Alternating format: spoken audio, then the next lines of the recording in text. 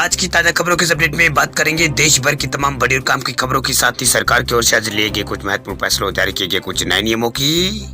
इसके अलावा driving licence बनवाने वाले लोगों के लिए एक जरूरी और महत्वपूर्ण खबर निकल कर सामने बताएंगे आपको आगे इस अपडेट में। इसके अलावा किसानों के लिए खुशखबरी, राज्य की सरकार ने किसानों को दिया है तोहफा, किसानों के बैंक अकाउंट में ट्रांसफर किए इतने रुपए। क्या है ये पूरी बड़ी खबर बताएंगे आपको आगे इस अपडेट में। इसके अलावा यहाँ पर कोरोना वैक्सीन लगवाने वाले लोगों के लिए भी आज एक जरूरी और महत्वपूर्ण खबर निकल कर आ रही सामने। इसके अलावा सस्ता घर खरीदने वाले लोगों के लिए भी एक बड़ी खबर है। वहीं यहाँ पर खाने के तेल को महंगा होने को लेकर भी एक बड़ी और महत्वपूर्ण खबर निकल कर आ रही सामने। वही कुछ यहाँ पर एजुकेशन और जॉब रिलेटेड महत्वपूर्ण अपडेट से बताएंगे आपको आगे इस अपडेट में। इसके अलावा टेक्नोलॉजी से जुड़ी आज की कुछ महत्वपूर्ण खबरें हैं। व्हाट्सएप और इंस्टाग्राम का यूज करने वाले लोगों के लिए भी एक बड़ी खबर है। वही कोरोना कर्फ्यू और लॉकडाउन से जुड़ी कुछ महत्वपूर्ण बड़ी खबरें बताएंगे एक एक करके इस अपडेट में। साथ ही आज की तमाम बड़ी और काम की पूरी 30 खबरों की बात करेंगे आगे इस अपडेट में। बात करते हैं आज की पहली बड़ी खबर की, तो केंद्र सरकार ने कोविन ऐप में किया है बदलाव। एक मोबाइल नंबर से 6 लोग कर सकेंगे टीकाकरण के लिए रजिस्ट्रेशन। देश में कोरोना के मामले लगातार तेजी से बढ़ रहे हैं। वहीं आज देश में 3 लाख से अधिक कोरोना के नए मामले पाए गए। इसी से निपटने के लिए केंद्र सरकार हर कोशिश यहाँ पर कर रही है। इस कड़ी में सरकार ने अपन कोविन पोर्टल में बड़ा बदलाव किया। दरअसल अब एक मोबाइल नंबर से 6 लोग वैक्सीनेशन के लिए रजिस्ट्रेशन यहाँ पर करा सकते हैं। आपको बता दें कि इससे पहले सरकार एक मोबाइल नंबर से केवल 4 लोगों का ही टीकाकरण के लिए रजिस्ट्रेशन यहाँ पर कराने की अनुमति देती है, लेकिन अब इसको 6 कर दिया गया है। आपको बता दें कि कोविन पोर्टल पर पंजीकरण कराने के लिए एक मोबाइल नंबर की जरूरत होती है, जिस पर वन टाइम पासवर्ड यानी OTP आता है। इस OTP के बाद यूजर्स लॉगिन कर पाता है। लेकिन जिन लोगों के घर में यहाँ पर 1 या 2 ही मोबाइल है और सदस्यों की संख्या अधिक है, उन लोगों को दिक्कत का सामना करना पड़ता था, जिसके मद्देनजर सरकार ने एक मोबाइल नंबर पर पहले 4 रजिस्ट्रेशन की अनुमति थी, अब इसे बढ़ाकर 6 कर दी है। वही बात करते हैं अगली खबर की। दिल्ली सरकार ने दूर की है लर्निंग लाइसेंस धारकों की चिंता, 31 मार्च तक बढ़ाई है वैलिडिटी। ड्राइविंग के लिए लर्निंग लाइसेंस बनवा चुके दिल्ली के युवाओं के लिए राहत भरी खबर निकल कर आई। दरअसल दिल्ली सरकार ने कोरोना वायरस संकट को देखते हुए 1 फरवरी 2020 से लगाकर 31 जनवरी 2022 के बीच खत्म होने वाले लर्निंग लाइसेंस की वैधता को 31 मार्च 2022 तक के लिए यहाँ पर बढ़ा दिया है। इसकी जानकारी दिल्ली सरकार के परिवहन विभाग द्वारा जारी एक नोटिफिकेशन में दी गई है। वही सूचना के मुताबिक विभाग ने यह फैसला कोविड संक्रमण के चलते लिया है। वही परिवहन विभाग की तरफ से बताया गया है कि लर्निंग लाइसेंस की वैधता को 31 जनवरी 2022 तक के लिए बढ़ाया गया था। इस बीच जानकारी मिली है कि कई लर्निंग लाइसेंस होल्डर्स की ड्राइविंग टेस्ट के लिए ऑनलाइन स्लॉट बुक करने में असमर्थ है या कोई यहाँ पर आवेदन के लिए इंतजार भी कर रहे हैं। वे कोविड संक्रमण की वजह से स्किल टेस्ट स्थगित किए गए हैं, जिस वजह से ऐसी समस्या का सामना करना पड़ रहा है। इसी को मद्देनजर यहाँ पर विभाग ने लर्निंग लाइसेंस की वैधता को बढ़ाने का फैसला यहाँ पर लिया है।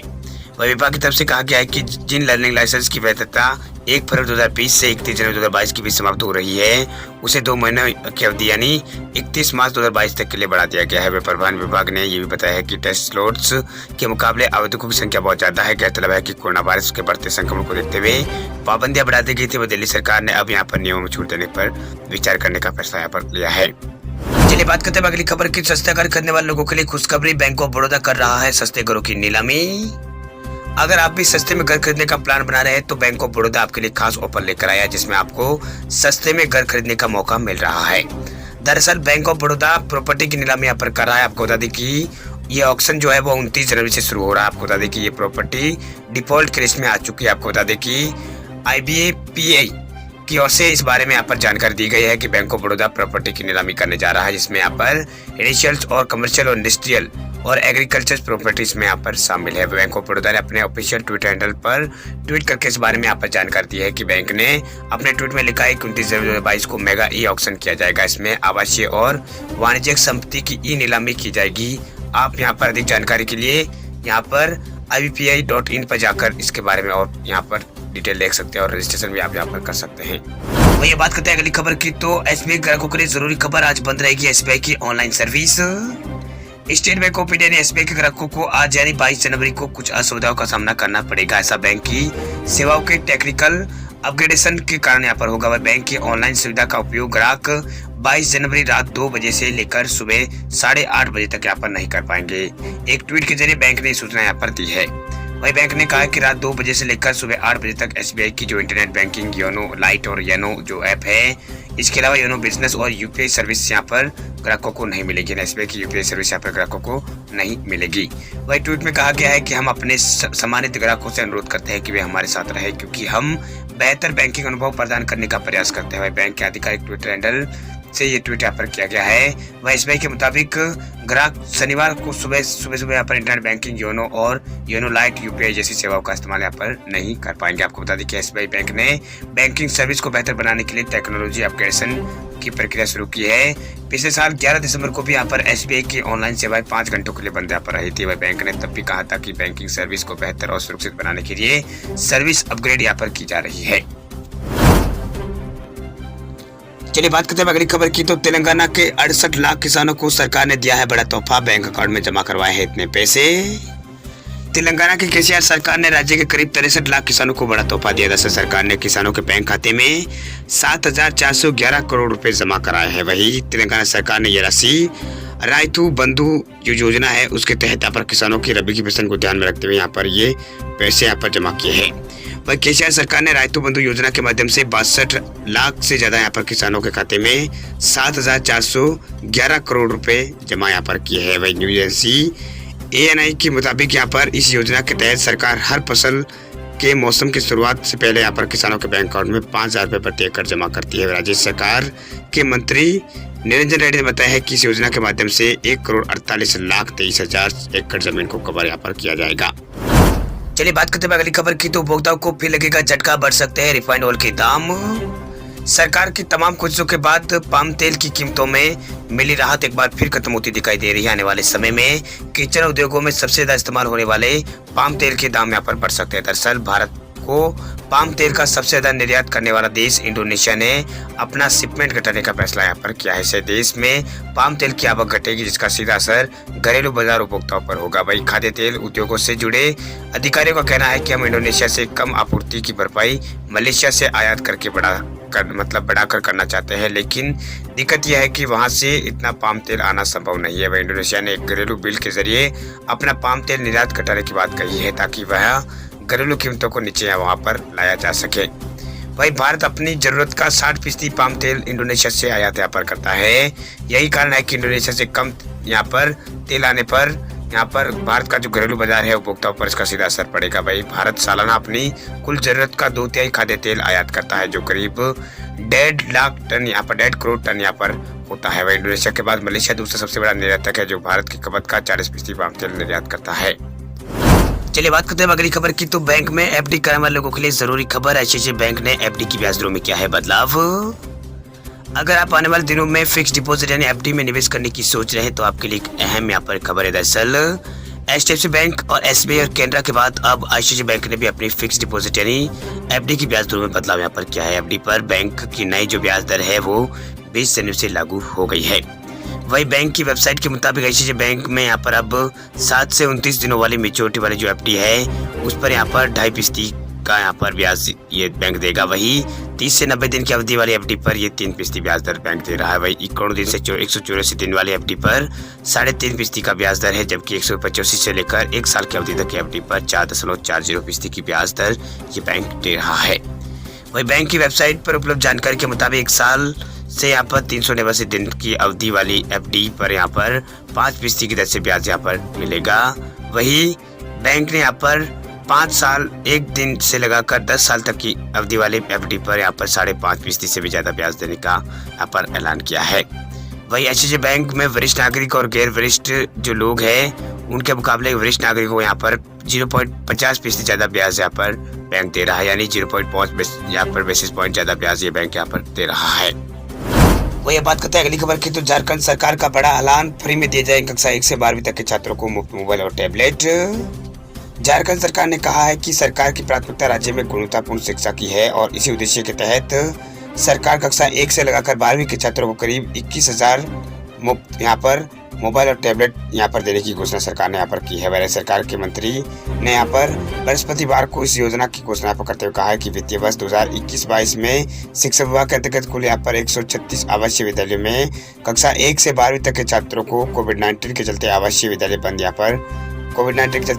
विद्यालय यहाँ पर बंद कर दिए गए हैं, जिसके कारण छात्र छात्राएं उनके घर पर रहकर पठन पाठन करने में समस्या का सामना करना पड़ रहा है। इसी के तहत यहाँ पर सरकार ने मुफ्त टैबलेट और यहाँ पर मोबाइल उपलब्ध कराने की बात यहाँ पर कही है। वो ये बात करते हैं अगली खबर की। तो देश में 6 करोड़ से ज्यादा लोगों ने नहीं ली है सेकेंड डोज, सरकार भेज रही है रिमाइंडर। जनवरी, अप्रैल और अगस्त 2021 के बाद सरकार जनवरी 2022 की कोरोना लहर को देश में चौथी लहर मान रही है, लेकिन सरकार को इस बात का डर है कि जो लोग वैक्सीन नहीं ले रहे हैं वो कोरोना की अगली लहर के आने का कारण ना बन जाए। वही स्वास्थ्य मंत्रालय ने यहाँ पर आंकड़े जारी किए, उसके मुताबिक देश में वैक्सीनेशन की रफ्तार बहुत अच्छी है, लेकिन अपनी बारी आने पर वैक्सीन ना लेने वाले लोगों को अपनी जिम्मेदारी अब समझनी यहाँ पर होगी। वही भारत में 1 करोड़ यानी लगभग 10% लोग अभी भी ऐसे हैं जिन्होंने वैक्सीन की पहली डोज भी यहाँ पर नहीं ली है। वही 25% ऐसे लोग हैं जिनकी दूसरी डोज अभी बाकी है, लेकिन सबसे बड़ी चिंता की बात का विषय यह है कि 6.5 करोड़ लोगों की सेकेंड डोज ओवर ड्यू यहाँ पर हो चुकी है। वही सरकार ऐसे लोगों को रिमाइंडर यहाँ पर भेज रही है जिससे वे वैक्सीन की डोज यहाँ पर लेना ना भूले। हालांकि भारत में अब वैक्सीन की कोई कमी नहीं है। वही देश में 160 करोड़ वैक्सीन लग चुकी है। वही 54% यानी 88 करोड़ लोगों को पहली डोज लग चुकी है। वही 72% लोगों को यानी यहाँ पर 67 करोड़ लोगों को दोनों डोज यहाँ पर लग चुकी है। वही बच्चों को यानी 15 से 18 के बीच में आधी आबादी से ज्यादा 52% लोगों को पहली डोज लग चुकी है। वही भारत में यहाँ पर 3.84 करोड़ बच्चों को अब तक यहाँ पर कोरोना वैक्सीन लग चुकी है। वही वैक्सीन के असर से वैक्सीन लग रही है, उससे यहाँ पर मौतों के आंकड़े यहाँ पर कम हो रहे हैं। वही पहले और दूसरी लहर की तुलना में साफ है कि इस बार कोरोना के मामलों में बढ़ोतरी होने के बावजूद भी मौतें कम हो रही है वैक्सीनेशन के कारण। चलिए बात करते हैं अगली खबर की। देश में पिछले 24 घंटों में 3,47,000 से अधिक नए केस आए सामने। देश में कोरोना की रफ्तार लगातार बढ़ रही है। पिछले 24 घंटों में 3,47,254 कोरोना संक्रमित मरीज मिले। इस दौरान 2.5 लाख से अधिक लोग ठीक भी हुए, जबकि 701 लोगों की मौत हुई है। वही पिछले दिन के मुकाबले नए संक्रमितों का आंकड़ा जो है यहाँ पर 29,000 बढ़ा, यानी परसों के मुकाबले कल मामलों में बढ़ोतरी देखने को मिली है। इससे पहले यहाँ पर 3,70,000 के आसपास मामले परसों यहाँ पर आए थे।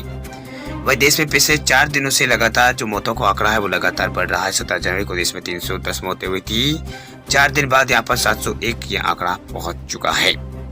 वही देश में अलग अलग राज्यों में मामलों में लगातार बढ़ोतरी देखने को मिल रही है। फिलहाल देश में जो एक्टिव केस है वो 20 लाख पार पहुंच चुके हैं। वही तीसरी लहर में पहली बार जो आंकड़ा है 20 लाख के पार यहाँ पर एक्टिव केसों का पहुंचा है। 31 दिसंबर को 1 लाख और 8 जनवरी को 5 लाख का आंकड़ा का यहाँ पर एक्टिव केसों ने छुआ था। वही इसी लिहाज से यहाँ पर 21 दिनों में कुल यहाँ पर 20 लाख केस यहाँ पर हो चुके हैं, यानी कुल यहाँ पर जो भारत में जो रफ्तार है वो यहाँ पर 20 गुना बढ़ गई है एक्टिव केसों की। वही कुल संक्रमितों का आंकड़ा भारत में 3,85 लाख पार है, तो कुल रिकवरी भारत में 3,60 लाख पार हो चुकी है। तो कुल 4,88,000 से लोगों की मौत यहाँ पर अब तक कोरोना के कारण भारत में हो चुकी है। वही देश में सबसे ज्यादा केसों की बात करें तो कर्नाटक में पिछले 24 घंटों में लगातार मामले सबसे ज्यादा आए हैं। पिछले 24 घंटों में कर्नाटक नंबर 1 पर पहुंच गया है। 47,000 से अधिक नए मामले यहाँ पर आए हैं। वही 22,000 से अधिक लोग ठीक भी हुए। वही 19 लोगों की यहाँ पर मौत हुई है। वही यहाँ पर जो पॉजिटिविटी रेट है वो यहाँ पर फिलहाल यहाँ पर 18.11% यहाँ पर है। वही केरल में भी यहाँ पर मामलों में लगातार बढ़ोतरी देखने को मिल रही है। पिछले 24 घंटों में केरल राज्य में 40,387 नए संक्रमित पाए गए, जबकि 15,000 से अधिक मरीज ठीक हुए हैं। वही 32 लोगों की इस राज्य में भी मौत हुई है। वही 49 लोगों की यहाँ पर कल मौत हुई थी, अब आज यहाँ पर 50 हुई है। वही यहाँ भी पॉजिटिविटी रेट 37% के आसपास है, 37.13% है। इसके अलावा महाराष्ट्र में पिछले 24 घंटों में 40,000 से भी अधिक नए केस यहाँ पर भी सामने आए हैं, यानी 40,000 के आसपास नए मामले सामने आए हैं। वही यहाँ पर जो नए केस है इसमें बढ़ोतरी देखने को मिल रही है। वही तमिलनाडु में 28,561 नए मामले पिछले 24 घंटों में सामने आए हैं। इस राज्य में यहाँ पर 35 लोगों की पिछले 24 घंटों में मौत हुई है। वही गुजरात राज्य की बात करें तो यहाँ बम्पर बढ़ोतरी देखने को मिल रही है। 24 घंटों में 24,000 से अधिक नए मामले सामने इस राज्य में आए हैं। वही 13,000 से अधिक लोगों की यहाँ पर मौत हुई है।